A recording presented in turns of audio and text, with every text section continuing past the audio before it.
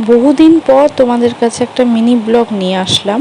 তো গত 9ই আগস্ট রবিবারে আমাদের একটা নেমন্তন্ন ছিল মামা শ্বশুরের বাড়ি, লোকনাথ পুজো। তো দেখো কত সুন্দর করে সাজিয়েছে।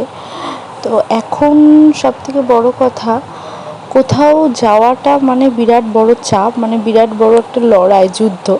কারণ যারা এখন নতুন নতুন মা হয়েছে তারাই জানতে পারবে বা বুঝতে পারবে যে কতটা স্ট্রাগল করে একটা জায়গায় যাওয়া যায়।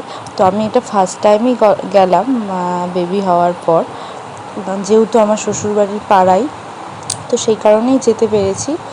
আমাদের সকাল থেকেই নেমন্তন্ন ছিল, সকাল দুপুর রাত্রি। তো আমরা সকালে যাইনি, দুপুরে আর রাতে গিয়েছিলাম। এই যে দুপুরের মেনুটা শেয়ার করি। এই যে এখানে ছোট ছোট বাচ্চাগুলো খেতে দিচ্ছিল।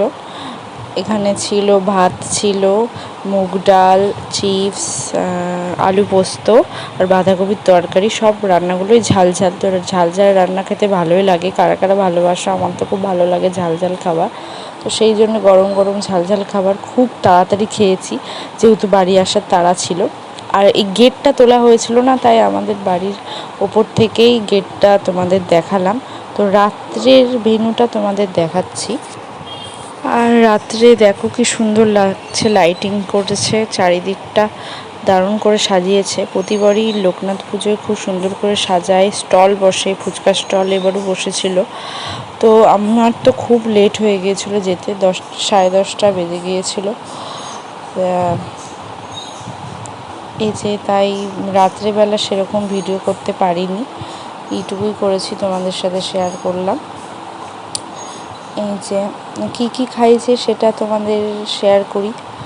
প্রথমেই দিয়ে দিল কড়াইশুঁটির কচুরি আর চানা মশলা, চানা পনিরও ছিল তার মধ্যে।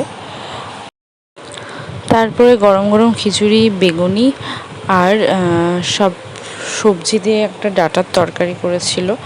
তো খিচুড়িটাও কিন্তু খুব ঝাল ঝাল হয়েছিল। আর ছিল, তারপরে দিল পোলাও, আলুর দমটাও ঝাল হয়েছিল। আর তারপরে চলে আসলো আমের চাটনি, পাঁপড় আর রসগোল্লা, পান্তুয়া। তো রসগোল্লাটা আমি খাইনি, পান্তুয়াটা খেয়েছি। আর লাস্টে দিল আইসক্রিম আর পান। তো এইটুকুই ছিল আজকের ভিডিওটা। ভালো লাগলে লাইক কমেন্ট করো। অনেক দিন পর একটা ভিডিও আনলাম, আবার আনবো জানি না। তো আপাতত টাটা।